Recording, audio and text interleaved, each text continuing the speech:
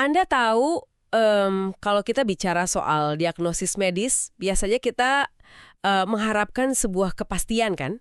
Sesuatu yang presisi, kayak ilmu pasti gitu. Betul, sangat hitam putih ya. Iya, maksud saya katakanlah Anda jatuh, terus mematahkan lengan Anda, dokter bakal memasukkan Anda ke mesin ronsen, dan hasil X-ray itu, itu akan menunjukkan dengan jelas garis patahannya.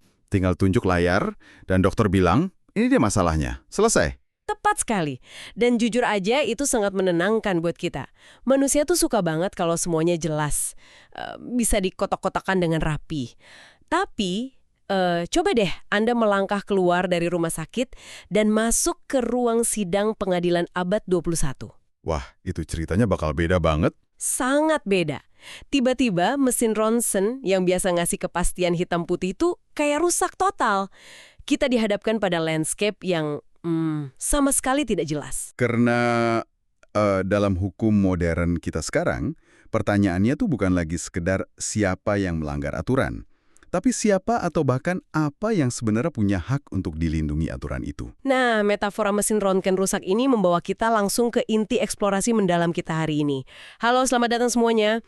Materi sumber kita kali ini adalah kutipan dari sebuah buku filsafat hukum yang sangat revolusioner, karya Fiza Ajekurki. Judulnya A Theory of Legal Personhood, buku yang luar biasa. Betul, dan misi dari eksplorasi mendalam ini adalah untuk membongkar dan mencoba memahami ulang apa arti sebenarnya menjadi seorang orang atau person di mata hukum. Kedengarannya mungkin agak kayak perdebatan akademis yang kering ya, tapi percayalah, ini sangat mendefinisikan realitas hidup kita hari ini. Pasti, dan kenapa Anda yang sedang mendengarkan ini harus peduli. Gini, saat ini pengadilan di seluruh dunia tuh lagi berdebat hebat. Sangat kewalahan mereka. Iya, mereka bingung, apakah kecerdasan buatan atau AI punya hak hukum? Terus ada juga kasus simpanse bernama Tommy di New York yang diajukan ke pengadilan untuk dapat hak kebebasan. Belum lagi soal sungai di Selandia Baru atau perdebatan panjang tentang apakah janin punya hak hukum. Kasus-kasus ini terus bermunculan, dan sistem kita kelihatan kebingungan karena ya kita mencoba menyelesaikan masalah abad ini pakai kompas berkarat dari abad ke-19. Nah, sekedar catatan penting buat Anda sebelum kita melangkah lebih jauh, karena materi sumber ini menyentuh isu-isu yang sangat sensitif secara politik, kayak hak aborsi, hak janin, hak hewan, saya mau tegaskan bahwa eksplorasi ini tidak memihak sama sekali. Kita tidak mengambil pandangan sayap kiri atau kanan manapun ya. Betul. Kita cuma murni melaporkan kerangka konseptual yang ada di dalam buku secara objektif. Kita cuma mau lihat gimana mesinnya bekerja. Pendekatan yang sangat masuk akal. Kadang kita harus lepasin emosi buat melihat strukturnya. Oke, mari kita urai ini. Kalau kita mau paham kenapa sistem hukum modern kita kebingungan ngadepin AI atau hewan, kita harus mundur ke belakang dulu. Gimana sih definisi orang ini awalnya terbentuk? Sejarah kata ini sebenarnya lumayan ironis ya. Kalau kita telusuri akar kata Romawinya, kata persona itu awalnya sama sekali bukan berarti entitas pemegang hak. Oh iya, terus artinya apa dong? Persona itu awalnya berarti topeng teater atau peran sosial yang dimainkan seseorang. Jadi di Roma kuno itu budak adalah personae. Mereka manusia secara biologis yang memainkan peran, tapi mereka tidak punya caput. Caput. Tunggu, apa itu caput? Kedudukan hukum. Jadi Anda bisa dibilang personae, tapi tanpa caput, ya Anda tetap bisa diperjualbelikan kayak barang. Jadi ini ibarat mengambil istilah teater untuk topeng, lalu selama berabad-abad istilah itu bermutasi menjadi penjaga gerbang utama yang menentukan siapa yang berhak mendapatkan perlindungan di era modern. Itu sejarah yang sangat tidak disengaja. Sangat tidak disengaja. Baru pada abad ke-16 sampai ke-19, ilmuwan humanis dan filsuf hukum alam kayak Leibniz dan Kant mulai mengaitkan persone ini dengan kebebasan moral. Berarti mereka mulai menghubungkan konsep orang dengan pemegang hak dan kewajiban moral gitu ya? Tepat. Dan puncaknya ada pada seorang tokoh Jerman bernama Friedrich Karl von Savigny. Dia yang bikin aturan tegas bahwa hanya manusia yang memiliki kapasitas hukum untuk punya hak dan kewajiban. Dan pandangan Jerman ini lalu diekspor ke negara berbahasa Inggris oleh John Austin. Oke, jadi sejak abad ke-19, hukum kita terjebak pada definisi Savigny ini kan? Orang adalah siapa saja yang memegang hak dan kewajiban. Nah, itu yang kita sebut sebagai pandangan ortodoks. Kedengarannya sih rapi ya, kayak mesin ronsen tadi. Tapi begitu kita uji definisi lama ini pakai logika analitis modern, seluruh sistemnya, boom, runtuh total. Runtuh karena ternyata rumus itu penuh lubang logika. Disinilah Kurki memperkenalkan kerangka kerja dari Wesley Newcomb Hofeld untuk mengujinya. Hofeld ini yang memecah hukum jadi elemen-elemen atomik kan? Betul. Hofeld sadar kalau kita sering asal sebut kata hak. Jadi dia memecahnya jadi hal-hal yang lebih spesifik. Kayak hak klaim, kewajiban, kebebasan, dan sebagainya. Coba kasih saya contoh deh biar lebih gampang dibayangin. Oke, bayangkan pertandingan tinju. Menurut Anda, apakah petinju punya hak untuk memukul lawannya? Secara naluri sih pasti saya jawab iya dong, kan lagi tanding.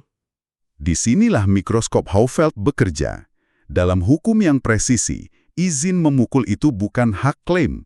Itu cuma sebuah kebebasan atau liberty. Bedanya apa? Bukannya sama-sama boleh mukul? Bedanya ada di pihak lain. Hak klaim itu harus selalu berkorelasi dengan kewajiban di pihak lain. Kalau saya punya hak klaim atas utang Anda punya kewajiban buat bayar. Tapi di ring tinju, apakah petinju punya kewajiban untuk diam saja dipukul? Oh, saya paham. Tentu nggak. Dia bebas menghindar kan? Nggak ada kewajiban buat dipukul. Persis. Lawan punya kebebasan yang berkorelasi dengan ketidakadaan hak atau no right dari pihak Anda untuk menuntut. Nah, mikroskop Hofeld ini penting banget buat membedah dua teori hak modern yang bersaing saat ini. Apa saja dua teori itu? Pertama, ada teori kehendak atau will theory. Teori ini bilang kalau hak itu fungsinya untuk melindungi pilihan dan kontrol kita. Ini cocok banget buat orang dewasa yang sehat. Tunggu sebentar. Kalau kita menggunakan teori kehendak, maka bayi atau orang dengan disabilitas mental berat kan tidak bisa membuat pilihan tuh. Betul. Berarti mereka tidak punya hak dong. Dan kalau mereka tidak punya hak, menurut definisi ortodoks tadi, mereka bukan orang. Wah, ini gila sih. Sangat absurd kan? Makanya muncul teori kedua, yaitu teori kepentingan atau interest theory. Teori ini bilang kalau hak itu tujuannya buat melindungi kepentingan esensial yang menguntungkan si pemegang hak. Nah, tapi kalau kita pakai teori kepentingan ini, hewan dan janin kan punya kepentingan untuk tidak disakiti. Iya, jelas. Ya nyata. Yang paling menarik di sini adalah kegagalan teori ortodoks ini memaksa kita untuk melihat ke realitas. Dan bukan cuma teori filsafat modern yang mematahkannya. Sejarah kelam manusia sendiri juga membuktikan hal yang sama. Maksudnya, memiliki hak atau kewajiban itu tidak otomatis bikin kita diakui sebagai orang gitu. Ada buktinya? Ada, dan ini cukup gelap. Kita lihat kasus perbudakan di Amerika Serikat bagian selatan. Ahli hukum tradisional kayak Kelsen tuh sering mengklaim kalau budak punya nol hak dan kewajiban. Karena mereka itu cuma benda, cuma properti. Karena menurut pandangan ortodoks, benda nggak mungkin punya hak, kan? Betul, tapi fakta teks membantah ini. Kalau kita baca South Carolina Slave Code tahun 1740, di sana ada hukuman denda yang sangat berat buat siapapun yang sengaja membunuh budak. Wow, tunggu, berarti? Iya, berarti secara Hofeldian, budak tersebut memegang hak klaim untuk tidak dibunuh secara sengaja. Dan mereka juga punya kewajiban pidana kalau mereka mencuri.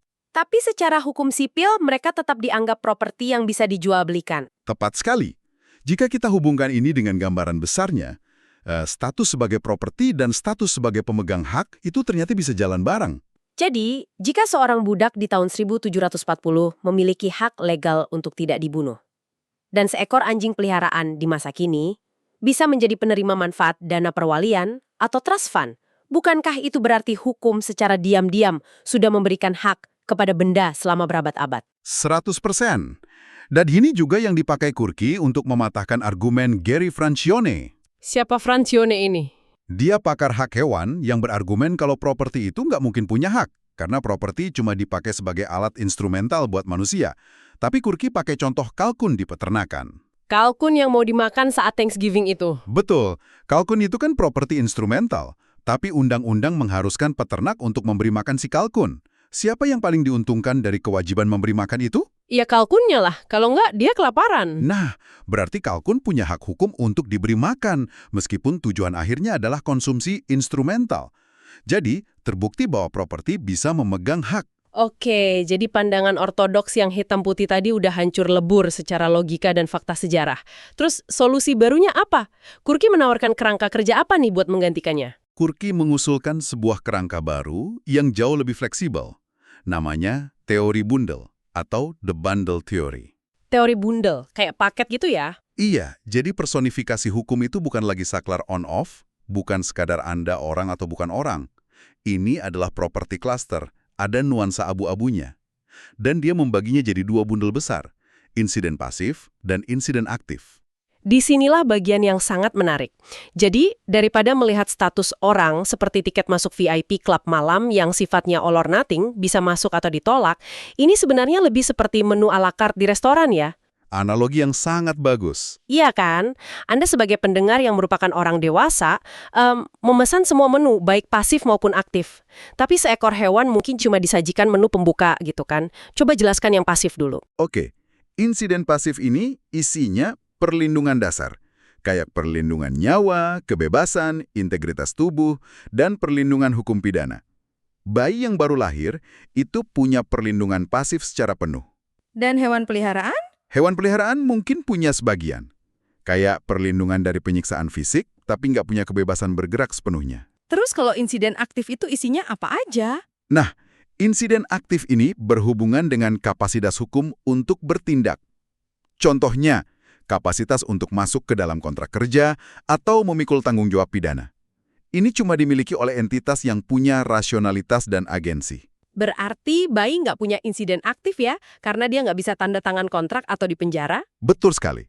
Anda nggak bisa menuntut bayi secara pidana kan? Masuk akal. Nah, sekarang setelah kita punya menu à la carte yang fleksibel ini, muncul pertanyaan mendesak nih.